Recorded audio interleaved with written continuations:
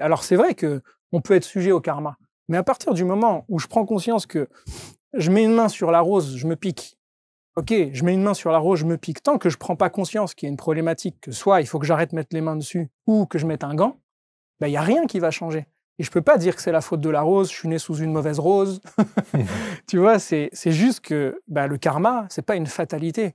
Le karma, il nous permet juste de dire, attends, là, il y a une répétition, tu tournes en boucle, qu'il soit bon ou mauvais. Hein. Donc, je peux le changer, ce truc-là.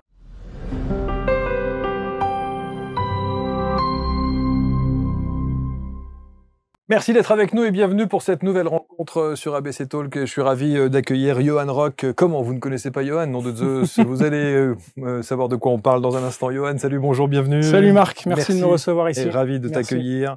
Alors, sous l'apparence de Johan tel que vous le voyez là, avec sa petite barbe bien rasée et ce look de dandy, eh bien, sachez qu'il y a un petit cœur qui bat et qui s'intéresse à des dimensions qui ne sont pas nécessairement des dimensions purement terrestres. Dimension spirituelle. Totalement. Ouais. Ouais. En particulier, l'astrologie. Exact. Et l'astrologie, tu dis, la base, c'est quand même d'essayer de revitaliser l'astrologie en la rendant un petit peu plus accessible et un peu plus sexy. Ouais, je pense, ouais. Pourquoi est-ce que l'astrologie souffre de cette image qu'on lui colle à la peau? Alors, date fatidique qui est officielle, après on ne sait jamais si c'est vraiment la vraie date, mais on sait que 1666, elle est virée de l'Académie des sciences, parce que Louis XIV, il assiste depuis tout petit à l'astrologue de Richelieu qui lui dit c'est ce jour-là qu'il faut attaquer les Anglais, sauf que manque de bol, c'était pas le bon jour. Et donc lui, dès qu'il arrive au pouvoir, il vire l'astrologie de l'Académie des sciences, et puis elle a été décriée, après elle était dans les bas-fonds de la société, et pour faire bien, on l'a un peu rendue, on a essayé de la rendre un peu scientifique, mais on a perdu totalement le lien philosophique, et quand je dis philosophique, j'entends vraiment l'approche spirituelle des anciens, qui avait ce lien avec l'astrologie. Elle est devenue un peu l'horoscope des magazines, quoi, tu vois. Donc c'est un peu... Il y a plein de connotations, de croyances populaires qui ont émergé des bas-fonds de l'astrologie. Mais elle est en train de revenir, en fait. On peut observer qu'il y a un vrai intérêt, un regain d'intérêt, mais elle revient différemment. Même si l'astrologie n'a jamais été balayée ou effacée, elle a été reléguée, mais elle n'a pas nécessairement été effacée. On sait que les plus hautes instances du pouvoir faisaient aussi appel à l'astrologie. Exactement. Et le font encore, je pense. Et le font sans doute encore, oui. D'ailleurs, quand je peux voir certains événements politiques qui concordent exactement avec certains événements astrologiques, je me dis attends, ça ils peuvent pas ne pas le savoir, c'est fait exprès, quoi. Donc pour moi c'est choisi. Je pense qu'ils savent exactement, et ça s'explique vibratoirement, énergétiquement. On pourra peut-être en reparler, mais effectivement, je pense pas que elle a disparu. Au contraire, je pense qu'elle a maturé, elle a mûri. Et je pense qu'elle est prête à revenir, mais totalement réadaptée à une nouvelle conscience qui est notre conscience actuelle, en fait. Et je pense qu'elle peut nous aider, quoi. Astrologie ne veut pas dire horoscope? Pas du tout. Et réciproquement? Exactement. Exactement. Je pense que ça, c'est un raccourci aussi qu'on fait très rapide. Je pense. Et puis, l'horoscope est très réducteur parce que il s'occupe que de la position du soleil. Hein, quand on demande à quelqu'un quel signe tu es, c'est juste la position du soleil au moment de la naissance, mais c'est une donnée parmi une infinité qu'on peut avoir dans une carte qui est unique, et donc il faudrait faire un horoscope par personne en réalité.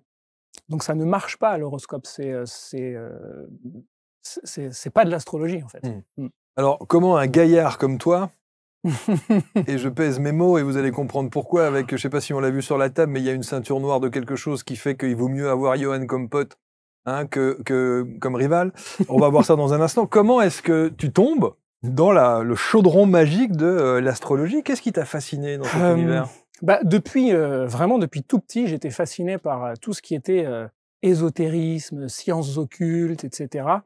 Et le zodiaque me fascinait. Dès que je voyais un zodiaque, il y avait un truc qui s'allumait en moi. Évidemment, je te le dis aujourd'hui avec le recul, à l'époque, j'avais pas forcément conscience de ce qui se passait en moi, mais je sentais un lien fort avec ça. Mais à chaque fois que je lisais un horoscope, puisque moi, en tant qu'ado, enfant, préadulte, le seul accès que j'avais à l'astrologie, c'était les horoscopes, comme tout le monde. Quel signe tu es?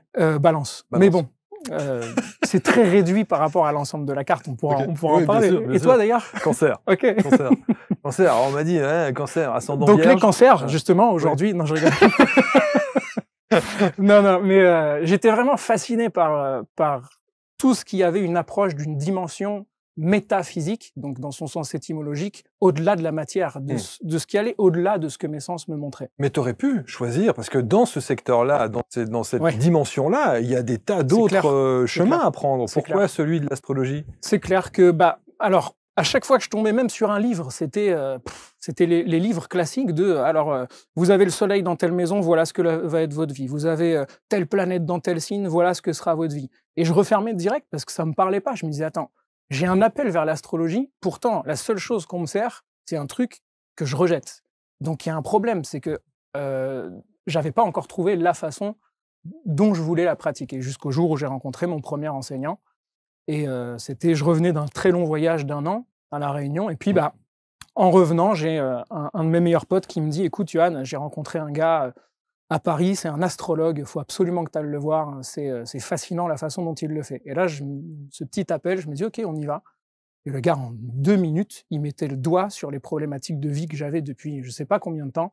Et en ressortant de là, j'avais trouvé la façon dont je voulais pratiquer l'astrologie. Et j'avais enfin ouvert toute la dimension qui est un monument de connaissances, de culture, de sagesse, de philosophie, de façon de percevoir la vie. Parce que c'est tout ça, l'astrologie. C'est tout ça, ouais, c'est tout ça. Et ça, on le sait pas forcément, mais c'est en lien avec des vrais héritages qu'on a de notre culture occidentale, avec lesquels on s'est totalement déconnecté, que sont l'alchimie, la tradition hermétique, donc qui est vraiment la sagesse des anciens, avec la Kabbale. On a tout ça qui est interconnecté. Et on a bien appelé l'astrologie la mère de toutes les sciences. Mais pas les sciences, les maths, etc. Quoique si, en fait, dans le système astrologique, on a toutes les géométries sacrées qu'on puisse trouver, par calcul avec les signes, le sceau de Salomon, etc. On le retrouve avec les signes, on peut vraiment le tracer, ça. Donc je pense qu'elle a été à la base d'une expérimentation et d'une mise en place philosophique de notre système dans la matière. Ça nous a permis de penser la vie, quoi. Alors aujourd'hui, et pour ouvrir la parenthèse qu'on va refermer très vite, il y a beaucoup de scientifiques, dits des zététiques, donc qui sont des scientifiques ultra cartésiens, qui vont tirer à boulet rouge sur l'astrologie. Et qui vont d'ailleurs, si vous allez sur Internet et vous regardez les différentes objections entre la science et les... Clairement. Et une des premières qui consiste à dire, mais déjà rien que considérer 12 signes, c'est absurde, il y en a 13. On a eu droit à toutes ces objections-là. Comment est-ce que tu réagis, toi, par rapport à ça? Je pense que c'est vraiment on marche sur des œufs dans ce genre de sujet-là.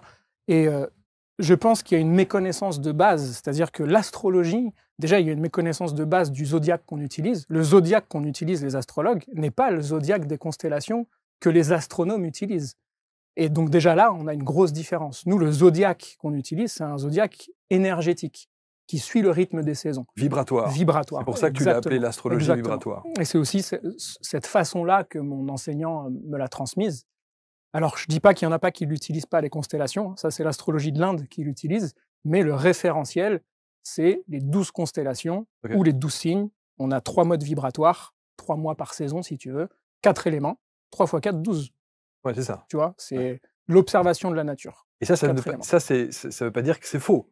C'est une manière, une manière de l'approcher. Il y a des astrologues qui utilisent le 13e signe. Oui, c'est ça. Moi, je pense qu'il n'y a pas de vérité quand on parle de métaphysique. Il y a, à partir du moment où j'établis mon outil, il devient vrai pour moi. Et donc, je peux utiliser cet outil pour faire mon travail, en fait. Donc, il n'y a pas de querelle à avoir. Est-ce que ça veut dire qu'entre deux méthodes d'appréhension d'astrologie sur un même sujet, il peut y avoir 2 résultats différents? Exactement. Ah ouais, par exemple, si tu prends... c'est pas la même. Il peut y avoir 2 résultats différents. En fait, si tu prends, par exemple, l'astrologie occidentale, nous, vu qu'on utilise un système de zodiaque vibratoire, on va dire t'es tel signe, tel ascendant. Tu vas en Inde, qui utilise les mêmes noms des signes, eux, ils se réfèrent aux constellations. Donc aujourd'hui, tout est décalé, allez, je synthétise, à peu près d'un cran. Donc en fait, c'est pas du tout les mêmes signes et les mêmes ascendants. Ah ouais. Donc moi... Donc ça joue beaucoup quand même. Ça joue exactement. Moi, je vais te dire, j'ai une tasse devant moi, elle a une anse rose. Tu vas me dire, non, c'est faux. Moi, j'ai une tasse devant moi, il y a écrit ABC Talks dessus. Et sauf que, on va commencer à se quereller, alors qu'en fait, si tu viens de mon côté, tu vas observer ça de cette tasse et moi de ça. Donc en fait, quel que soit le système que tu utilises, vu qu'il est métaphysique, on accède à une facette de la vérité. Pas à la vérité ultime, à une facette. Et ça, je pense qu'il faut avoir l'humilité justement de se dire je ne vais te faire une lecture que d'une facette de la vérité de l'être. Ça veut dire, oui, mais alors quand il y a des décisions qui sont à prendre au travers De l'astrologie. Si ce que tu préconises n'est pas la bonne approche, Ok. c'est chaud. Alors du coup, ce qui est fascinant, c'est que moi j'ai eu un enseignant, j'ai eu 2 enseignants d'astrologie qu'on appelle tropicale, donc l'astrologie occidentale, un enseignant d'astrologie védique qui n'utilise pas du tout les mêmes systèmes. Ils passent par là, ils arrivent aux mêmes conclusions. Et ça, c'est bluffant, quoi. Ok. Ouais. Donc si, il y a quand même, je pense que... Oui, il y a une armature, enfin il y a, il y a un Je ancrage. pense qu'il y a quelque chose qui nous dépasse parce qu'on est traversé par des choses qui nous dépassent. Et quand vraiment l'astrologue a fait un travail sur son état d'être, et je pense que c'est au cœur du sujet de l'astrologie, il est traversé par quelque chose qui va lui faire percevoir ce qu'il y a à percevoir. Donc que tu utilises un marteau rouge ou un marteau bleu ou un gros marteau ou un petit marteau, le résultat, c'est qu'on arrive à la même structure en fait. Et c'est ça qui est fascinant en fait. Tu rencontres donc cette personne Ouais. Qui va changer ta vie parce qu'effectivement, il va te faire comprendre que, voilà. Qu'est-ce que tu faisais avant de rencontrer cette personne-là? Avant de rencontrer cette personne-là, j'ai commencé le judo à 6 ans, 6-7 ans à peu près. Et très vite, j'ai été mordu par la compétition. Et donc là, s'entame un long chemin dans les arènes du haut niveau pendant à peu près 15 ans. Jusqu'à viser les JO. Jusqu'à viser les JO, d'être aux portes de l'équipe de France. Et puis arriver aux portes de l'équipe de France l'année où, ça y est, le Grand Palais allait s'ouvrir parce que les résultats étaient au rendez-vous. Je me fais une rupture du ligament croisé. Et là, ça a été le foudroiement des esprits. On appelle ça dans le chamanisme le foudroiement des esprits. Et donc, il y a eu une quête olympique qui était autre, en fait, à partir de là. Ouais. Joli.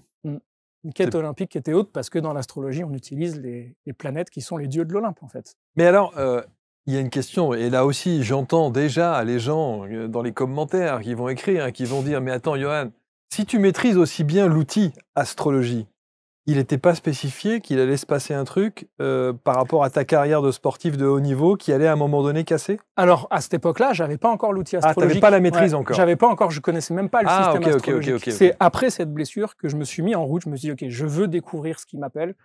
Et c'est là où, 3 ans après, j'ai rencontré cet enseignant, ce premier enseignant. D'accord. Après, il y a eu une autre blessure. Oui, effectivement. Il n'y avait pas écrit « tu vas te blesser ». Non, sinon, bien sûr. Mais souvent, on voit une cassure, on voit... Tu vois une vague d'énergie, tu vois quelque quelque chose qui se passe. Oui. Mais alors, il y en a qui font de la prédiction avec ça. Moi, je ne suis pas du tout pour cette méthode. Je suis plutôt pour dire, voilà, il y a telle vague d'énergie qui arrive dans ta vie. Tu es libre de choisir comment tu veux la surfer, cette vague.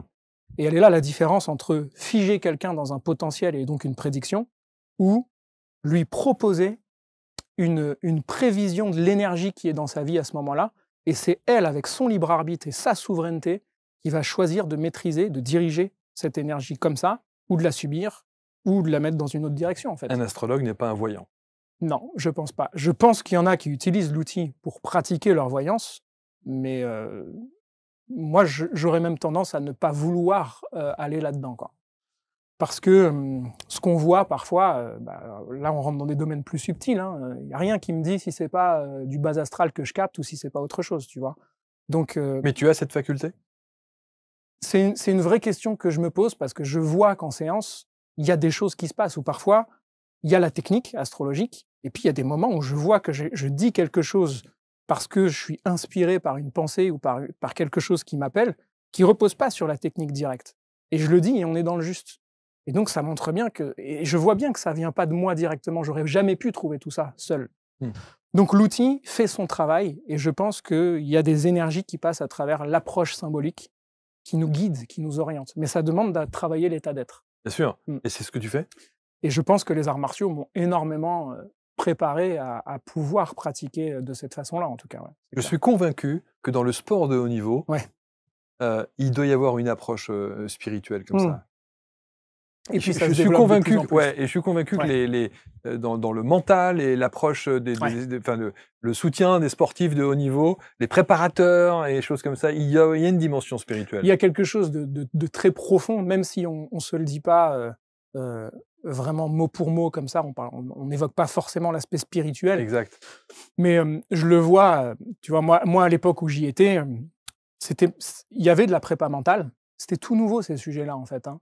Mais aujourd'hui, tu regardes Teddy Riner, il médite, il fait de la sophro, tu vois, il est suivi, il a des coachs de partout. Voilà, c'est ça. Et puis, il y a cette dimension maintenant, on s'ouvre à tout ça. Et c'est que le début, hein. Je pense que...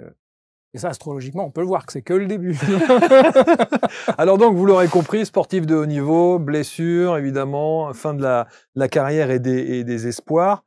Des espoirs en 2 mots ou désespoir?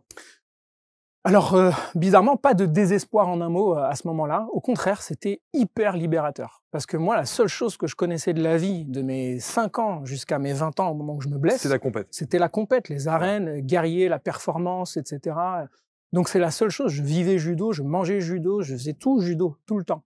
Et donc, quand je me suis blessé, c'est comme si j'avais ma porte de sortie, en fait. Je me suis dit, OK, bon, bah là, maintenant, je fais le choix. J'ai une rupture du croisé, j'ai 19 ans, à peine 20 ans. Tous mes entraîneurs, ils ont enchaîné les ruptures du ligament croisé après dans leur vie. Ils ont 50 ans, ils n'arrivent plus à se mettre à genoux. Moi, c'est pas la vie que je veux, quoi. Et donc, je me dis, OK, bah, je vais ouvrir une nouvelle quête. Et donc, c'est cette aventure-là qui a commencé à partir de là. Donc, des JO ouais. à l'Astro Dojo. Ouais, c'est ça. Tu as appelé ça Astro Dojo. Ouais. Le dojo, du coup, c'est étymologiquement parlant, dojo. Donc, do, c'est le même do qu'on entend dans judo, karaté do, aikido. Ça veut dire la voie. C'est la voie, pas celle qu'on nous impose et qu'on doit suivre. C'est la voie que tu trouves, la tienne, en fait, en pratiquant. C'est ta voie de réalisation. Et donc, le dojo, jo, ça veut dire le lieu. Donc, le dojo, c'est le lieu où on pratique la voie. Donc, c'est le centre où on pratique l'art martial, normalement.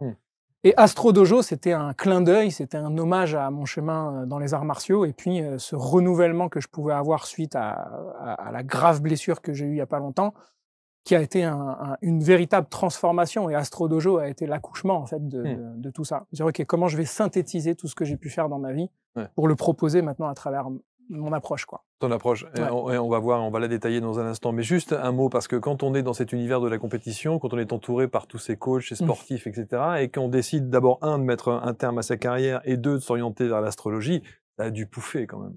Ouais. Après, moi, ça a été assez radical, quoi. C'est-à-dire que quand j'ai quitté le milieu, j'ai vraiment quitté le milieu, quoi. J'ai déconnecté tous mes potes, tous les gars qui étaient athlètes avec moi, avec qui on se rencontrait dans les phases finales et tout. Après, j'ai créé mon dojo, on y reviendra peut-être, mais mon centre d'arts martiaux. Et puis, depuis 2-3 ans, je reconnecte avec le milieu du haut niveau. Et tous ceux avec qui j'étais dans le haut niveau à l'époque, bah maintenant, ils ont une place à la Fédé, ils sont dirigeants de leur club, ils sont dirigeants d'une équipe. Et ben, je ne vais pas citer de nom, bien sûr, mais il y en a plein qui viennent me voir pour que je fasse des séances astro. Mais ça se dit pas, en fait, parce qu'on a encore honte de ça, tu vois. C'est comme si on passait pour un perché si on dit « je suis allé voir mon astrologue ». Mais tu vas en Asie, tout le monde va voir son astrologue. Comme il va chez le dentiste ou comme il va chez un médecin. Et c'est quelque chose de classique. normal. C'est juste, je veux être en cohérence avec les énergies universelles et l'action que je veux mener. Donc j'ai besoin de savoir c'est quoi le moment idéal. À la base, c'est ça l'astrologie. Hein. Donc ouais, il y a une vraie dimension, genre faut pas le dire, quoi, tu vois. Je le fais, mais bon, on n'en parle pas trop. Bon, aujourd'hui, tu assumes. Ouais. Puisque effectivement tu t'installes même ici pour le dire, le crier haut et fort à qui veut l'entendre. À qui t'adresses-tu? À qui je m'adresse? Je pense aux personnes qui sont en véritable cheminement intérieur d'une véritable quête spirituelle. Et là, pareil, j'aime entendre le mot au sens étymologique. La quête spirituelle, c'est le questionnement sur la nature véritable de l'esprit, c'est-à-dire de qui je suis vraiment, au-delà de ma personnalité, de mes apparences. Et donc, du coup, tu l'auras compris, l'astrologie, c'est pas bon, bah, je vais voir l'astrologue, il va me dire ce qui va se passer la semaine prochaine dans ma vie et puis j'ai rien à faire. Ouais. La posture de base, elle est assez martiale quand même. Hein. Donc, martial, c'est Mars, le dieu de la guerre et de l'action. C'est-à-dire, bah, si je veux changer les choses dans ma vie, il va falloir que je commence par changer des choses dans ma vie. Aussi basique que ça. Et donc, l'astrologie va m'aider à prendre conscience de mon potentiel, de me reconnecter à ce que je sais déjà, en fait. Il n'y a pas de surprise en général hein, quand je reçois des gens. La lumière, elle se rallume parce que, waouh, ça me reconnecte à ce que j'ai toujours su à l'intérieur de moi. Et donc, l'approche de cette lecture d'âme, en fait, parce que c'est de ça dont il s'agit, elle ne fait que confirmer et donner confiance à la personne de « vas-y, t'es venu sur cette terre pour ça, pour nous offrir ça, donc vas-y ». Et donc, ça la rallume, quoi. C'est presque une sorte de coaching par les astres. Ouais, je pense. Il y a quelque chose comme ça parfois. Ouais. Il y a vraiment quelque chose de cet ordre-là, à la différence près que le coaching, c'est le cocher, donc c'est celui qui va diriger les chevaux. Les chevaux, c'est l'ego, en fait. Donc, je fais une claire et nette différence entre le développement personnel et la connaissance de soi. Et je pense que c'est bien et c'est bon, à mon sens, d'avoir déjà une connaissance de soi très claire avant de faire du développement personnel. Sinon, je me mets à développer une personnalité qui n'est pas du tout en lien avec qui je suis vraiment. Qu'est-ce que la connaissance de soi au travers de l'astrologie t'a permise comparativement à la connaissance de soi au travers de ta première vie de sportif de haut niveau? Waouh! Ah, merci pour la question. Je sais pas d'où elle Non, sort celle-là, c'était, mais j'ai même eu du mal à la dire, tu vois. mais c'est bien pour- joué. Vas-y, bois un coup avant. Bien je peux y joué, répondre, ouais, mais- s'il te plaît. Ouais. Non, mais tu vois, non, mais la connaissance de soi, parce que qu'est-ce que t'apporte de plus l'astrologie que ce que ne t'a apporté le sport de haut niveau? L'art martial, donc en tout cas le judo dans le haut niveau, m'a permis de m'éprouver, vraiment d'aller à la rencontre de zones de moi-même que je connaissais pas, une véritable prise de confiance parce que ça a été un long chemin et puis on est seul en plus, c'est un sport pas un sport co quoi le judo, hein. Prise de confiance. Prise de confiance, ouais. Les deux je pense, mais, surtout confiance au départ. Ok. Confiance dans les capacités parce qu'on affronte un adversaire seul et puis quand on part tout seul à des milliers de kilomètres et qu'il faut aller gagner la médaille et qu'on rencontre notre bête noire tous les soirs à l'entraînement et tout ça, il y a une forme de courage qui est nécessaire, qui est Mars aussi, hein. C'est le courage qui est nécessaire. Donc ça, c'était une construction, je pense, et puis des cartes en main que le judo et l'art martial et le chemin de haut niveau m'a emmené. Mais par contre, l'astrologie m'a permis d'aller derrière le voile de ça. C'est-à-dire d'aller à la rencontre. Le sportif de haut niveau, ça a juste été le costume, en fait, hein. C'était, mais derrière, il y a autre chose. J'ai juste choisi, en tant qu'âme, d'aller faire l'expérience d'un gars qui s'appelle Johan, qui allait avoir un chemin d'athlète de haut niveau, devenir astrologue, parce que mon intention spirituelle, ma mission d'âme, si tu veux, avait besoin de passer par là pour pouvoir offrir ce qu'elle allait offrir. Et alors justement, qu'est-ce que ça te révèle de toi, de qui tu es, de ce que tu... Alors là, du coup, on rentre dans la thématique de la carte astrologique, hein, qui, elle, est assez complète dans sa structure et vient nous montrer, en fait, c'est quoi le carburant idéal que je viens utiliser pour pouvoir accomplir mon chemin, c'est quoi le chemin que je viens accomplir. Et donc, moi, c'était très net que, donc, je te le donne comme ça, c'est l'ascendant Sagittaire. Bon, ça ne dira pas grand-chose à ceux qui ne connaissent pas forcément. Mais le Sagittaire, c'est le voyageur, c'est celui qui va avoir besoin d'aller explorer au-delà du connu, de sortir de sa zone de confort. Et donc, c'est l'enseignement aussi. C'est celui qui enseigne, qui transmet. Donc, l'enseignement a été une révélation pour moi, déjà des arts martiaux, et puis plus tard de l'astrologie. Et donc, j'ai une planète à l'ascendant, qui est collée à mon ascendant, qui s'appelle Uranus, qui est la planète des astrologues. Et donc, c'était noté sur ma carte que potentiellement, j'avais un chemin à faire dans l'enseignement de l'astrologie. C'est ça qui est fascinant. C'est que c'est incroyable. écrit, quoi. Ouais, c'est clair.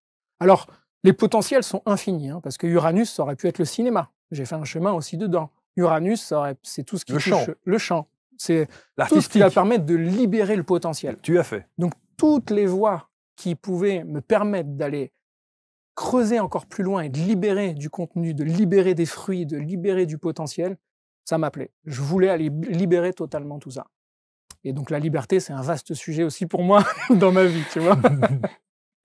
Donc, voilà. Donc, cette carte, en fait, évidemment, je ne te rentre pas dans le détail de tout, mais elle éclaire énormément sur... elle confirme sur ce qu'on sait déjà, en fait. Alors, tu dis, dans les objectifs, tu parles de... Il y a un truc qui est assez... Tu parles de l'hermétisme. Ouais. Qu'est-ce que c'est, ça? Qu'est-ce que ça veut dire? Alors, hermétisme, t'entends Hermès dedans.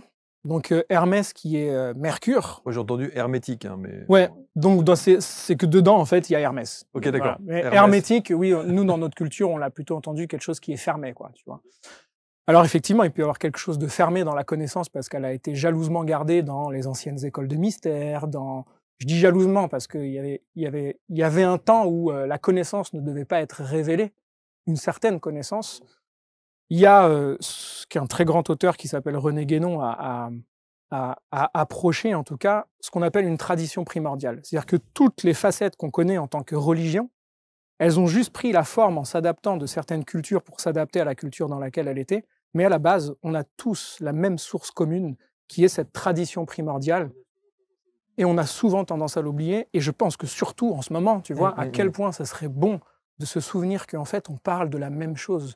Il n'existe qu'une seule et même conscience infinie. Tout est un. Ça, c'est la posture de base de toutes ces traditions. Et donc l'hermétisme est un monument de connaissances regroupant l'astrologie, l'alchimie, la kabbale, etc. Et donc voilà, donc la tradition hermétique regroupe toutes ces approches qui allaient permettre ce que les anciens appelaient l'art royal, c'est-à-dire d'accéder à la véritable nature de l'être, en fait. Ce n'est pas la personnalité, le soi, si tu veux. C'était à ça qu'on l'initier, passer par là. Voilà. Alors, et tu en parles beaucoup de l'hermétisme, hein, comme on dit, et tu dis il faut faire le lien entre l'astrologie et son application vibratoire dans le corps à travers une méthode initiatique complète. Ouais. C'est une méthode que tu inities? C'est une méthode, en tout cas, qu'on m'a transmise, l'astrologie Ouais. vibratoire, et j'ai voulu l'adapter à l'approche martiale, concrète, qui va dans l'efficacité pour changer les choses concrètement dans la vie. Alors, juste entre l'astrologie, on va dire, est-ce qu'on peut dire qu'il y a une astrologie dite classique et une astrologie vibratoire? Est-ce qu'il y a une différence entre les deux ou pas? Il y en a une aujourd'hui, mais à la base, elle n'existait pas, cette différence. L'astrologie, c'est tout à la fois. Tu sais, aujourd'hui, on entend beaucoup astrologie karmique, astrologie humaniste, astrologie... il y en a plein, quoi. Mais à la base, il y a l'astrologie. Bien sûr, mais c'est clair. Déjà, l'astrologie, elle n'est pas en odeur de sainteté par rapport à la crédibilité machin, mais en plus de ça, il y a des sous-familles de l'astrologie. Ouais. Donc mais parce qu'aujourd'hui, ça fait bien, si tu veux, de se définir à travers quelque chose. Regarde, je le fais moi aussi. Hein, mais je signifie astrologie vibratoire pour démarquer qu'il ne s'agit pas de l'approche psychologique qu'on a eue les 30 dernières années ou les 50 dernières années, où l'astrologie, même si c'est génial comme outil, hein, n'a servi que à décrire des profils psychologiques. Il y a des psychologues qui l'utilisaient et qui l'utilisent encore aujourd'hui. L'astrologie, elle est karmique. L'astrologie, elle est humaniste de toute façon. Donc il y a tout ça. Après, on peut se spécialiser dans quelque chose. Mais l'aspect vibratoire, pour moi, il est une clé parce que on sort de notre déresponsabilisation face à la vie. Parce qu'en général, on se dit, bah attends, s'il y a tel astre qui passe dans ma vie à tel moment, bon bah j'ai rien à faire, ou alors si j'agis comme ça, c'est pas de ma faute. Souvent, j'entends, ah moi je suis comme ça, je suis horrible avec les autres et tout parce que j'ai Mars en Scorpion. Non, mon gars, t'es comme ça parce que tu choisis de l'être. Mars en Scorpion, c'est comme si je te donnais un couteau dans la main. Maintenant, ce couteau, t'es libre de tuer des gens avec ou de sculpter une œuvre d'art magnifique avec. Donc, c'est toi qui es responsable de ce que tu fais, de ce que le ciel t'a donné. Et c'est en ça que c'est vibratoire. Le couteau, il dégage son propre champ de perception, que nous, on projette dessus.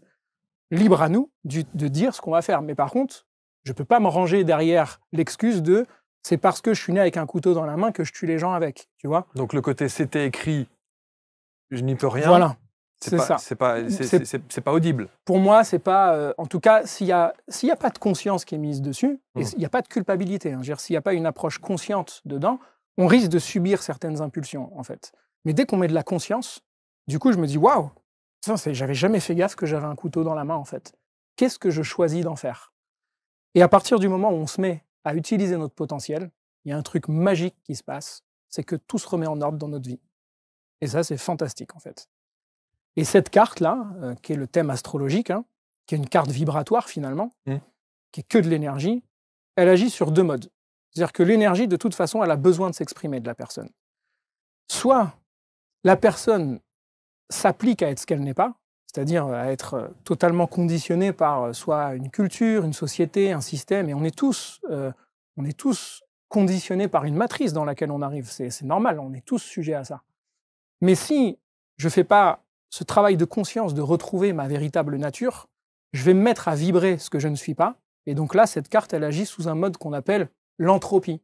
Elle produit de la destruction autour d'elle. Donc c'est le chaos à l'intérieur, donc forcément c'est le chaos à l'extérieur. Et dès que je me mets à vibrer selon ma véritable nature, il y a tout qui se remet en ordre à l'intérieur, et donc à l'extérieur, pouf, des bonnes rencontres au bon moment, pouf, et c'est magique, et ça, je peux le vérifier à chaque fois, quoi. Quand une personne vient en séance, et quelques semaines après, elle me dit « Waouh, il s'est passé ça, ça, ça », le défi, c'est de maintenir l'état d'être. Et en général, c'est là où n'importe quelle thérapeutique ne suffit pas si, concrètement, dans la vie si moi je suis le patient, par exemple, ou le consultant, si je ne change pas littéralement des choses et que j'effectue pas un travail pour changer mes schémas, ça va durer 2 mois, tu vois. Mais il faut un ancrage qui permet un véritable changement. Est-ce que ça veut dire que ton job, c'est de faire prendre conscience ? En tout cas, de raconter une histoire d'âme qui permet à la personne, ou pas, d'éveiller sa conscience, en tout cas. Je pense que l'outil astrologique sert à ça, d'éveiller la conscience. Et de nous rappeler que on est des êtres responsables de notre potentiel. Et on est venu offrir des dons et des talents, en fait. Tout le monde. Tout le monde. C'est ça qui est parfois difficilement audible aujourd'hui. Ouais. Hein. Ouais. Dans des situations compliquées, inextricables parfois, où on se dit... Alors, la phrase qui consiste à dire hey, « j'ai pas un bon karma Bah pareil. Pareil. Alors c'est vrai qu'on peut être sujet au karma. Mais à partir du moment où je prends conscience que je mets une main sur la rose, je me pique.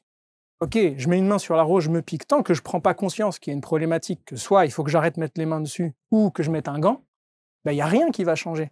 Et je peux pas dire que c'est la faute de la rose, je suis né sous une mauvaise rose. Tu vois, c'est juste que le karma, c'est pas une fatalité. Le karma, il nous permet juste de dire, attends, là, il y a une répétition, tu tournes en boucle, qu'il soit bon ou mauvais. Hein. Donc, je peux le changer, ce truc-là. Donc, ça veut dire que si on devait comparer ton travail, en tout cas l'approche que tu as sur la base d'un thème astral, tu travailles sur une base de thème astral, exact, c'est ça ouais. Bon, donc tu as une lecture différente de d'autres astrologues qui fonctionneront d'une autre manière. Oui, parce qu'on a tous une approche différente. Moi, sincèrement, je n'ai pas arrêté de le dire à mon enseignant pendant des années, à quel point j'étais en gratitude de cette approche qu'il m'avait enseignée, parce que je voyais à quel point elle avait un impact majeur dans la vie des gens. Et des personnes venaient souvent me voir, par exemple, en me disant, alors il y avait de super astrologues, hein, ça, je ne dis pas qu'il n'y en a pas, il y a plein de super astrologues, hein, mais il y en a qui font des dégâts aussi. Hein. Il y a des personnes qui venaient me voir en me disant, moi, je viens vous voir, j'ai un peu peur parce qu'on m'a dit qu'à 25 ans, j'allais mourir, ou que, tu vois, prédiction qui vient figer, qui vient bloquer le potentiel, en fait. Et donc là, après, faut réparer le truc. Et quand tu te retrouves face à une situation comme celle-là, notamment aussi, tu peux voir sur un thème astral, il peut y avoir une finitude comme ça? Alors, on peut voir qu'il y a il y a un rendez-vous majeur à 25 ans, par exemple, mais ce rendez-vous majeur, imaginons, je te prends la planète Pluton. Pluton qui est Hadès dans la mythologie, le dieu du monde des morts, le monde de la mort, là où tout le monde va quand on meurt. Si Pluton passe, imaginons, sur le soleil de la personne, bon, il faut le faire parce que c'est une fois tous les 264 ans, hein, donc pas tout le monde a au cours de sa vie Pluton qui passe sur la position natale du soleil de la personne. C'est ce qu'on appelle les transits planétaires. Si on sait qu'à 40 ans, la personne, il y a Pluton à peu près qui va passer là, il y en a plein qui vont faire une prédiction, elle va mourir ici, puisque c'est Pluton. Mais ça se trouve, c'est une mort symbolique. Oui, ça peut être la fin de quelque chose. C'est la fin de quelque chose, tu vois. Il y a plein de potentiel illimité. Moi, ce qui m'intéresse, c'est d'aller connecter au potentiel le plus lumineux de la personne, pour qu'elle aille réaliser ce qu'il y a de plus beau à travers ça. Et ça évite ces trucs de « Oh là là, le mois prochain, j'ai Saturne qui est au carré de mon ascendant, laisse tomber, je vais vivre une catastrophe. » Ou « Mercure est rétrograde, ça va être terrible. » C'est ta croyance, donc c'est ce qui va se passer, en fait. Hein. Tu vois ? Alors évidemment, tu penses bien que quand on est avec un Johan Rock en plateau, qui est un spécialiste de l'astrologie vibratoire, on a envie de se projeter un peu. Bon, est-ce qu'on est dans cette... D'abord, à l'heure où on enregistre, il y a les JO qui arrivent dans un mois. Ouais. On est bien ou on n'est pas bien? Par rapport à quoi? Je sais pas, moi, déjà en judo, on est bien ou on n'est pas bien? En judo, je pense que ça promet. En judo. On est bien. Ouais, ça promet en judo. Il va refaire un... il est là encore c'est ses derniers JO, je suppose. Je pense, quand même. Ouais, il va finir en beauté. À mon avis, c'est le patron, il sera jamais détrôné, ce gars-là. C'est le taulier. Hein.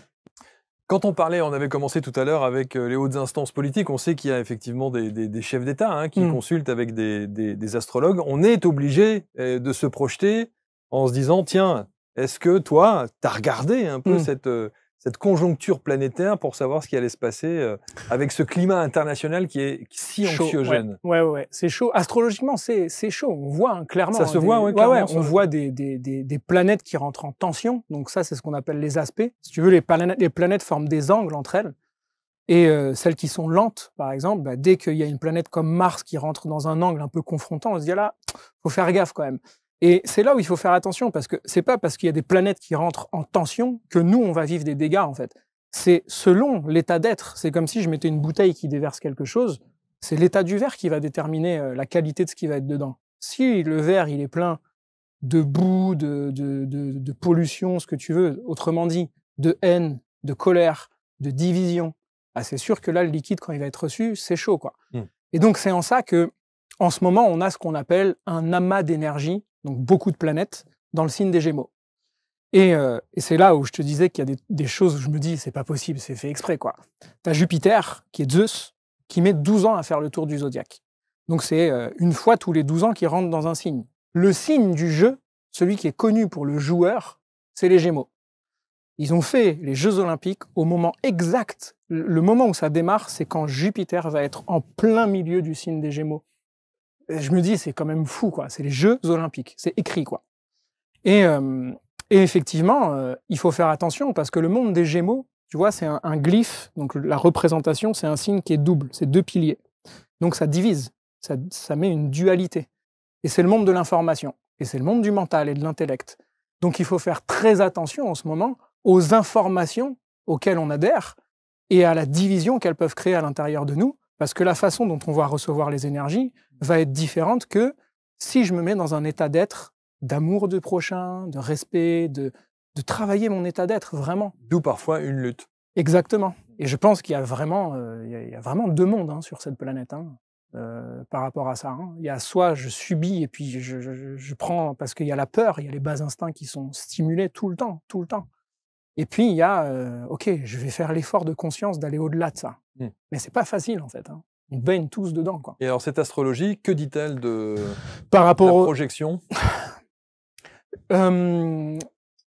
que c'est une excellente période justement pour créer cet élan de joie et d'unité entre les peuples, parce que on est dans le monde des Gémeaux et le monde des Gémeaux c'est Castor et Pollux, c'est la fraternité. Donc ça pourrait être bien et bon qu'on travaille justement et qu'on profite des Jeux Olympiques pour développer un élan de fraternité, de lumière, de joie, d'être ensemble. Et en même temps, il y a tellement de tensions que on peut pas prédire en fait. Les potentiels sont tellement énormes qu'il faudrait voir, au moment des Jeux, qu'est-ce qui se déroule concrètement, quelles sont les amorces et quel est le contexte géopolitique mondial pour voir dans quel état d'être général va être reçu ou vont être reçus les Jeux Olympiques. Mais est-ce que tu peux faire des projections avec justement ton analyse et justement l'astrologie vibratoire? Tu peux te dire dans 10 ans, dans 20 ans, dans 30 ans, il y aura ça? Est-ce que les planètes, le mouvement des planètes te permet d'affirmer ça? Alors, pas toutes. On s'intéresse surtout aux planètes lentes. Alors moi, je suis pas un spécialiste de ce qu'on appelle l'astrologie mondiale. Donc l'astrologie peut être utilisée sous différents modes. Moi, c'est pas ce qui m'intéresse le plus parce que je pense qu'on change le monde en se changeant soi. Et donc, je préfère proposer une astrologie qui permet une véritable transformation de l'être pour que moi, à mon humble niveau, je puisse faire ma part dans ce monde. En fait. Et c'est quand même fascinant de voir le mouvement des planètes. Ça, bien pour sûr, le coup, il est là, ce mouvement. C'est clair. L'exemple majeur du moment, et qui va faire couler beaucoup d'encre et qui a déjà fait couler beaucoup d'encre, c'est Pluton, justement. Pluton, c'est la dernière planète visible à l'œil nu aujourd'hui. Donc, elle met 246 ans à faire le tour, donc elle reste à peu près 20 ans dans un signe. C'est ce qu'on appelle une planète transgénérationnelle. En 2008, elle est rentrée dans le signe du Capricorne, qui est le signe de la structure, des structures sociales, de tout ce qui est vieux, de tout ce qui est ancien, de tout ce qui est un peu trop rigide. On regarde depuis 2008, tout ce qui a été transformé dans notre société, c'est incroyable. Et Pluton, en janvier, là, 2024, il vient de rentrer. 2025. Ah, il vient de rentrer. Il vient de rentrer pour la première fois depuis la Révolution française dans le signe du Verseau. Donc il y a un écho vibratoire entre l'époque de la Révolution française et aujourd'hui. Il y a un écho, ça se répond. Donc est-ce que ça nous peut en est la Révolution? Évidemment. Mais je ne pense pas que ce qu'on nous demande, c'est de faire la même révolution en décapitant des têtes. Je pense qu'on en est à un autre stade maintenant. On nous demande de grandir, tu vois, et donc de faire une révolution Verseau à caractère spirituel. Une révolution intérieure. Et donc Pluton qui rentre là-dedans, on en prend pour 20 ans. Donc pendant 20 ans, Pluton va être en Verseau, même si en fin d'année, il repasse en arrière pendant 3 mois, mais peu importe, il reste pendant 20 ans en Verseau. Le monde du Verseau, c'est le monde de l'astrologie. Donc Pluton qui vient transformer, il y a un retour de l'astrologie. Pour moi, en tout cas, je peux le lire comme ça. C'est le monde de la science, le Verseau, une transformation de la science. C'est le monde des nouvelles technologies. Au moment où Pluton est rentré en Verseau, il y a eu une explosion avec l'IA, tous ces trucs-là. Et on n'en est qu'au départ, en fait. Hein. Donc Pluton en Verseau, pour les 20 prochaines années, c'est une révolution totale des consciences, l'accès à des nouveaux paradigmes. Et tu vois, ta chaîne, elle correspond totalement à un Pluton en Verseau, en fait. Parce qu'on est dans la proposition d'une transformation par l'approche de différents paradigmes. Et de se dire, il n'y a pas qu'une seule version de la vie uniforme, il y a juste, waouh, en fait, il y a des dimensions de la vie qu'on ne connaît pas. Alors je vais un peu plus loin. Le monde du Verseau, c'est aussi ce qui va aux confins de l'univers.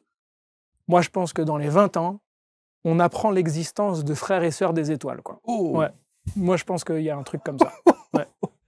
Donc une dimension extra terrestre, extraterrestre, ouais, ou même dans des dimensions subtiles, c'est la sphère vibratoire, le Verseau. Donc tout ce qui parle de soins énergétiques, de la confirmation scientifique de l'existence de l'âme et de l'existence des corps subtils et tout ça, moi je suis persuadé que dans les 20 ans, on y est, quoi. Et je pense que il est temps, en plus, qu'on puisse avoir accès, les humains, à une dimension totalement supérieure que la matière, quoi. Non seulement c'est rassurant, et en même temps c'est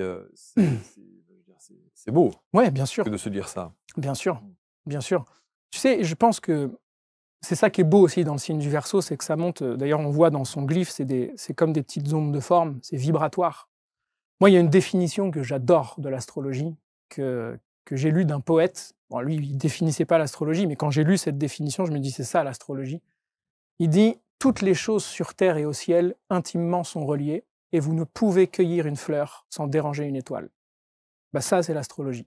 Quand je fais quelque chose dans la matière, il y a une onde qui se crée dans tous les mondes. Ce que certains appelleraient l'effet papillon. Exactement. Je pense que c'est un phénomène d'induction. On est tous dans un grand bain que les anciens appelaient les eaux d'en haut.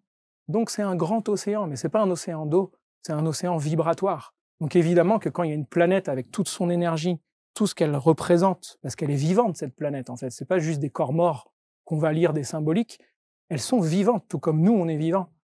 Et ben quand elle passe avec toute sa vibration dans un endroit, ça crée des ondes en fait partout, et puis forcément ça vient nous impacter. Et puis nous aussi. Donc le moindre acte que l'humanité fait, ça joue sur l'univers aussi en fait. Ça c'est la vision astrologique. Ce qui est assez fou, c'est de se dire que on parlait justement de ces hautes instances politiques qui ont sans doute recours au service des astrologues, de se dire on doit mal leur expliquer. Non mais sérieusement, on doit pas leur dire la manière, parce que je trouve que tu as une approche très pédagogique. Vraiment, je trouve que tu l'expliques bien, c'est simple.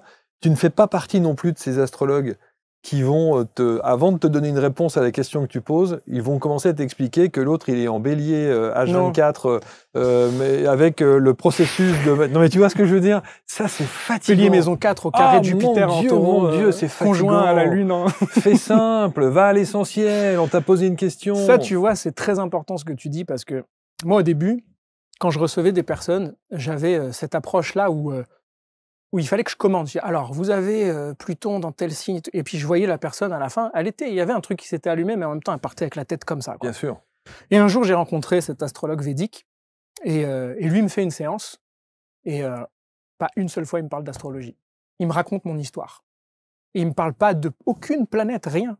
Ce jour-là, je me dis, waouh, l'effort d'élocution et de rhétorique qu'il a eu pour pouvoir, sans aucunement référer à aucune planète, aucun signe, me raconter mon histoire, je dis ok, c'est comme ça que je vais faire.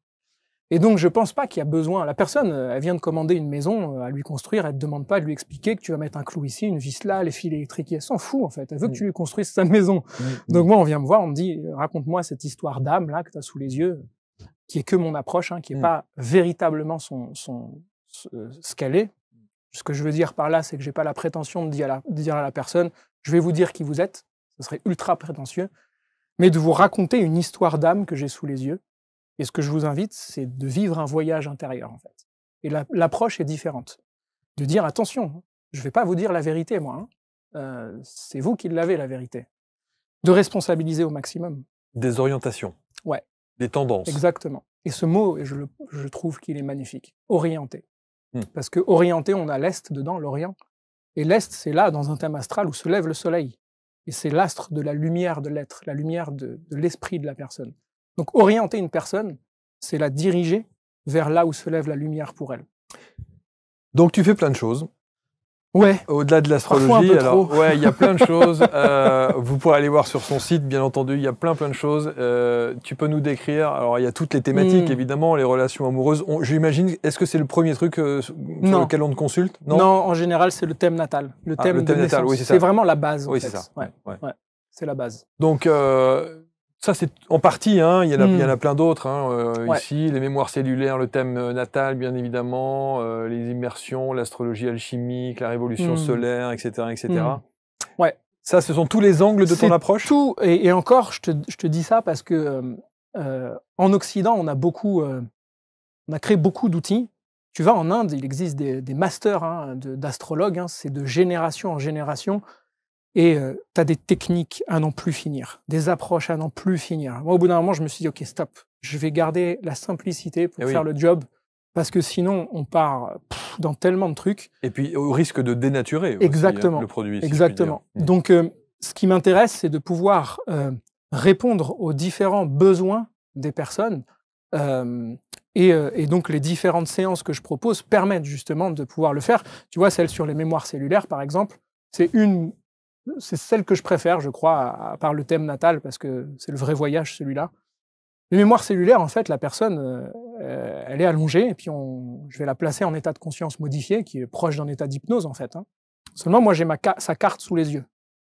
Et puis, je vais lui créer une sorte d'espace virtuel dans son autre monde dans lequel elle est, qui représente ce thème astral. Elle le sait pas. Elle a 12 portes autour d'elle. Moi, j'ai mes 12 portes, qui sont les 12 maisons, en fait. Et je suis bluffé à chaque fois parce que je lui fais faire une sorte de voyage où elle va ouvrir des portes, sauf que ce qu'elle trouve derrière, c'est exactement ce que j'ai décrit sur le thème, quoi. Et ça, je suis bluffé à chaque fois, au point même que quand une personne vit, par exemple, j'en avais une comme ça, elle était rentrée dans une maison, enfin dans une porte où moi, il y avait une planète qui parle de la nature, de la forêt. Elle me dit, bah là, derrière, il y a, je sais plus, des pissenlits, et puis il y a une biche qui passe devant moi et tout. Écoute, elle vit ce truc. Et donc, ce qu'elle vit, ce que le cerveau modélise, va libérer en fait des émotions, va libérer des choses. Moi, je laisse faire le job. 3 jours après, elle me dit, écoute, c'était incroyable, je me suis baladé dans la nature avec un ami, il y avait des pissenlits, il y a une biche qui est passée devant moi. Tu vois, c'est que des trucs comme ça, en fait. Et donc ça, c'est bluffant, parce qu'on se dit, attends, il y a un truc qui va au-delà de ce qu'on peut expliquer. Donc, je cherche pas à l'expliquer. T'accueilles. J'accueille, ouais. J'accueille. Donc, mémoire cellulaire, le thème natal. Le thème natal, c'est la base, vraiment, parce que la personne... c'est sa structure, en fait, c'est sa signature d'âme, c'est sa signature énergétique. Donc le thème natal, je peux aller nulle part ailleurs sans passer par là. C'est la même chose que le thème astral? Ouais, le thème natal, c'est le thème astrologique de naissance. Ouais, c'est ça, ok. Voilà. Ouais. Et donc après, toutes les autres, c'est des dérivés. Quand la personne a besoin d'un suivi plus personnalisé, elle va pouvoir l'avoir. Tout ce qui va parler... bon, après, il y a les stages, évidemment. Il y a l'approche karmique, parce que c'est sûr qu'en une séance, d'aller visiter tous les potentiels possibles, c'est une chose. Mais alors quand après, il faut aller dénouer les nœuds, papa, maman, l'histoire familiale, etc., bon, là, il faut un autre truc, parce qu'en une séance, sinon la tête, elle est comme ça, quoi. Oui, bien sûr. Donc ça, c'est les mémoires cellulaires, la conscience des ombres. Donc il y a vraiment plusieurs choses comme ça. Il y avait une anecdote magnifique, c'était une dame qui venait dans mon dojo d'arts martiaux, qui, elle, en séance suivie, justement, elle allait accoucher par césarienne. Et elle vient me voir en me disant, j'ai le choix entre 5 dates, il faut que je choisisse la meilleure. Moi, pression, quoi, tu vois, je me dis, attends, là, ça va trop loin, c'est un positionnement qui me fait trop peur. J'appelle mon enseignant, c'était tout au début. Et puis, il me dit, t'inquiète pas, on va le faire ensemble, et puis on va regarder. Donc lui, il imprime la carte, donc je demande les coordonnées à la dame, de ses grands-parents, ses parents, les siens, son mari, et il regarde la correspondance énergétique qu'il y a par rapport au signe dans toute cette famille. Et il y en a une. Il y a une lignée vibratoire, en fait, énergétique. Et il dit, si on fait le choix dans tout ça, il y a 2 jours qui correspondent à ça, et 2 heures. C'est ce jour-là, ce jour-là. Bon, moi, ça me facilite le travail déjà. C'est clair. J'arrive devant la dame, et puis je lui explique comment j'ai fait le choix et tout ça. Et puis on arrive sur le choix final. Je lui dis, donc tu vois, il y a soit celui-là ou soit celui-là. Et au moment où je montre celui-là, il y a son ventre qui commence à faire bou bou bou bou. Oh, magnifique. Et là, on avait, franchement, on était émus tous les deux, quoi. Et là, on se dit, OK, donc c'est celui-là. Oh, c'est extraordinaire. Et ça, c'était fou. Tu vois, c'est en ça que je te dis qu'on n'est pas tout seul, quoi. L'astrologue, il n'est pas tout seul. Et je dis l'astrologue, n'importe quel thérapeute qui se relie à une sphère sacrée, on n'est plus tout seul. Il y a toutes les sphères du sacré qui sont avec nous. D'où l'importance de travailler cet état d'être. Et comment tu le travailles, cet état d'être, toi? Les arts martiaux m'ont beaucoup aidé. Bon, après ma blessure catastrophique, ça a été difficile, parce que ça a mis un terme à ma vie de pratiquant d'arts martiaux. yang, c'est-à-dire l'aspect fight, quoi. Par contre, il me restait une dimension fantastique qui est la quintessence des arts martiaux, c'est les arts martiaux internes, donc le tai chi, le qigong, toutes ces pratiques où on va chercher l'harmonie du mouvement et puis la conscience de chaque mouvement. Et m'est venue l'idée justement d'adapter le qigong, donc les mouvements thérapeutiques, aux énergies du ciel. Et donc, selon le jour, selon l'heure, je regarde la carte, ok, c'est tel qigong que je vais faire maintenant. Et comme c'est en harmonie avec le ciel, du coup, j'harmonise mon physique avec la dimension qu'on a actuellement. Je me mets en accord avec le ciel, quoi, si tu veux. Et donc ça, c'est le qigong qui permet de le faire. Avant chaque séance, après chaque séance, tout le temps en train de faire du qigong. C'est super. Ouais. C'est une prière en mouvement, si tu veux. Ouais, c'est ça, et d'autres choses, qu'est-ce que tu fais d'autre? J'ai mon dojo d'arts martiaux, du coup. Tu médites aussi? Médite beaucoup, la méditation. De toute façon, il y a eu un avant, un après à partir du moment où mon enseignant, celui qui a été vraiment le plus important, qui a été enseigné par des moines, lui m'a dit, un thème, ça s'analyse pas. Un thème, ça se médite. Et donc, tu te mets en état de réceptivité, et là, tu laisses faire. Donc, de lire un thème astral, c'est déjà une méditation, en fait. Parce que c'est là où il y a des choses plus profondes qui relèvent de l'intuition qui émergent, et pas purement analytiques. Et donc, à côté, j'ai mon dojo d'arts martiaux parce que je tiens à garder ce pilier bien les pieds sur terre, parce que la dimension martiale, elle nous rappelle à la terre tout le temps, là où les astres, ils nous permettent de nous connecter à une dimension plus vaste. Et donc, pour moi, c'est un équilibre, ça. D'avoir la pratique martiale, l'enseignement aussi aux enfants, aux élèves qui viennent dans le dojo, où j'enseigne dans Paris. Mais ça, je réduis au strict minimum pour avoir un maximum de temps pour me consacrer à l'astrologie, aux séances, à l'enseignement, etc. Les gens savent, dans ton dojo, que tu es astrologue aussi? Au début, je passais un peu pour un perché, mais illuminé de service. c'est clair. Ah oui. Pour moi, tu vois, je tiens à cette démystification. Tu vois, je suis pas venu sur le plateau avec un chapeau bleu et puis une longue barbe blanche et une boule de cristal et tout. Moi, je suis un mec comme les autres, j'ai peur comme les autres, j'ai des galères comme les autres, mais j'ai aussi des rêves comme les autres, j'ai une quête comme les autres, qu'elle soit plus ou moins consciente. Et c'est ça que je veux faire passer, c'est qu'on peut très bien pratiquer l'astrologie et utiliser cet outil pour nous accompagner dans notre vie, pour pouvoir le vivre en développant notre conscience, en fait. À la différence que l'art martial, si tu veux, lui, ce qui m'a amené, c'est de se dire, je vais diriger l'énergie. J'ai conscience de l'énergie, ma responsabilité, c'est de décider vers quoi je l'oriente. Voilà.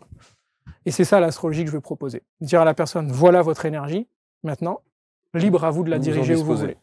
C'est ça. Petit ouvrage? Ouais, alors, en fait... Donnez-moi, je vais le présenter à la caméra, comme ça. Donc la magie des dragons, j'ai pensé à mes élèves, tiens, justement, par rapport tu me posais la question, est-ce qu'ils savent? Oui, mais tout le monde a encore des a priori sur l'astrologie. Et donc, je me suis dit, je vais prendre les enseignements astrologiques, notamment des 4 éléments, et puis je vais essayer de penser à une façon de pouvoir leur amener ça. Et donc, j'ai testé cette méthode pendant 1 an et demi avant de pouvoir écrire le livre, où je me suis dit, plutôt que de parler des 4 éléments qu'on a dans la nature, je vais parler de 4 dragons qui vivent à l'intérieur de nous. Et si je veux développer mon potentiel, je vais avoir à maîtriser ces dragons. Et donc, j'ai créé cette méthode, et donc, ça a été produit par le studio Carré Sauvage et leur dessinateur. Et ils l'ont mis en forme, cette histoire, et c'est un livre immersif où l'enfant va méditer et aller à la rencontre de son dragon intérieur pour aller maîtriser et ouvrir son potentiel. Wow. Donc ça, c'est un bébé qui vient juste de sortir, je te dis, il vient juste de paraître là, donc il va être en précommande sur le site d'Astro Dojo. Et on peut même colorier. Exactement, à la fin, il y a les coloriages. Et donc ça, c'est vraiment le petit bébé qui vient juste de naître, quoi. Voilà, la magie des dragons. Et c'est une manière, là encore une fois, dans ton côté très pédagogue, d'expliquer les choses en imageant. Ouais. C'est tellement plus simple à comprendre. En fait, je me dis, si en face je rencontre une résistance par là, je vais passer par là. Si je rencontre une résistance là, je vais passer par là. Et je vais essayer d'adapter le langage pour que ça soit accessible. Mais ça aussi, c'est du discours de compétiteur, ça. Ouais, je pense. C'est très martial, très aïkido, tu vois. C'est vrai. Et ce qui ne veut pas dire que je veux tromper, ce qui veut dire que je veux passer par ce chemin-là ou celui-là pour que la personne, en fait, elle ait le même résultat, en fait. C'est la reconnexion à qui elle est vraiment. Fascinant. La magie des dragons, c'est ici. Oui, alors en fait, ça c'était pour ça c'est la ceinture noire, c'était pour illustrer l'approche vibratoire de l'astrologie. Tu vois, ça c'est la ceinture noire classique du judo. qui est la première école du Japon, qui a été créée par Jigoro Kano, c'est le lotus. C'est le Kodokan, on l'appelle l'école. Et donc, c'est un lotus sur une ceinture noire. Et ça montre que de la boue peut naître la beauté. L'astrologie, c'est ça. Il n'y a pas de « je suis né sous une mauvaise étoile », de « mon thème, il est bidon, ma vie va être pourrie ». C'est même de la boue, quelles que soient les choses que tu as vécues. Tu peux faire du beau avec tout ça, en fait. Et donc, c'est ça que je veux atteindre. Et donc, pour terminer, il y a un livre aussi qui sort, mais je n'ai pas l'exemplaire parce qu'on ne l'a pas encore imprimé, qui s'appelle « L'astrologie expliquée à mon petit-fils ». Donc, j'en dis pas plus parce que c'est mystérieux.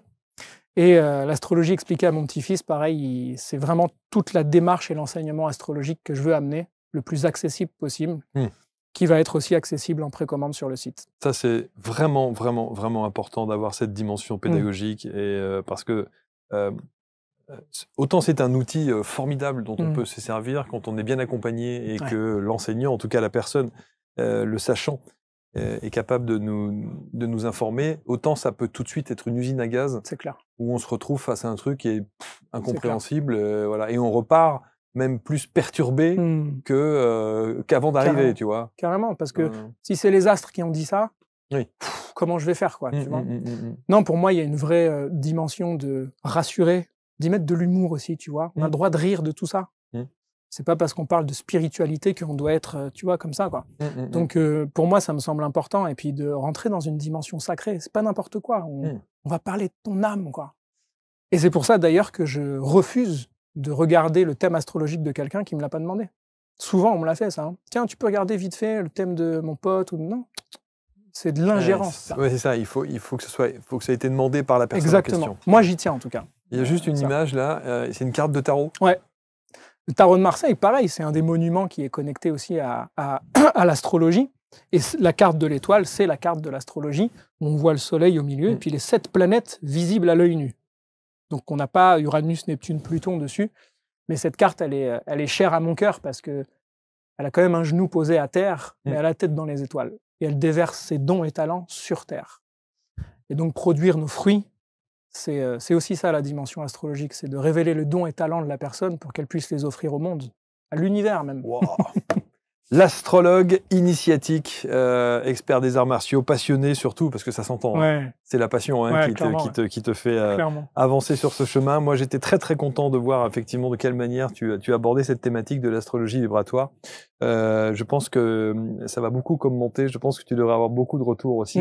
Et on a très très envie d'être accompagné par toi, en tout cas avec la manière dont tu appréhendes les choses. Donc merci infiniment d'être qui tu es et de faire tout cela. Vous allez commenter bien sûr, vous allez partager.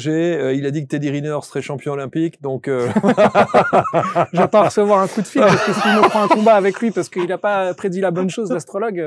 T'as déjà gentiment matché un petit peu avec lui, non? Tu veux que je te raconte une anecdote? Je sais pas si je le fais sur le plateau. Si je te raconte une anecdote importante. Vas-y. Quand j'étais au collège, j'étais amoureux d'une fille. D'accord? Donc 4e, 3e, j'étais amoureux d'une fille.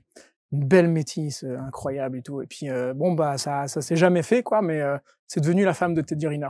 Ouais. Donc un jour, je suis allé le voir.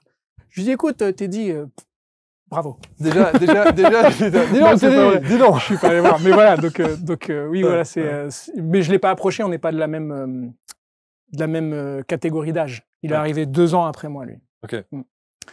Voilà. Alors, quel titre tu as définitivement Alors, on a été champion de France par équipe première division avec mon club à l'époque qui était le Valois. J'étais 3e meilleur français et c'est ça qui m'a donné l'accès à l'INSEP en externe et c'est là où je me suis fait les croisés. Ouais, donc toutes les grosses compétitions internationales, t'as pas pu les faire? J'en ai fait, si, les gros tournois internationaux, le tournoi de Strasbourg qui était un tournoi européen où j'avais fini 1er français, donc 3e sur le podium mais 1er français, donc ça m'avait ramené beaucoup de points. Et puis toutes les grosses compètes, Paris-Kyoto, c'est des compétitions qui sont très valorisées au niveau international. Pareil, j'avais perdu en finale, mais c'était un très gros résultat, quoi, pour pouvoir accéder au championnat, puis surtout à l'équipe de France. Mais la blessure libératrice est arrivée. C'est clair. Merci infiniment, Yoann. Merci pour tout ce Avec que tu plaisir. fais. Merci beaucoup. C'était passionnant. Vous commentez, vous partagez. On se retrouve très vite pour une prochaine rencontre. Salut.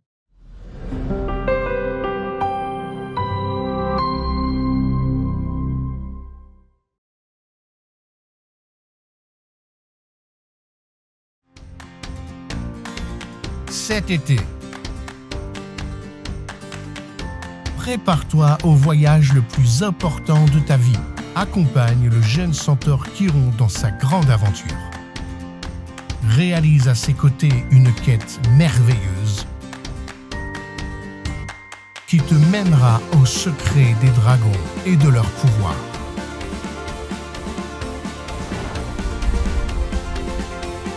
Plonge dans le monde de la magie des dragons.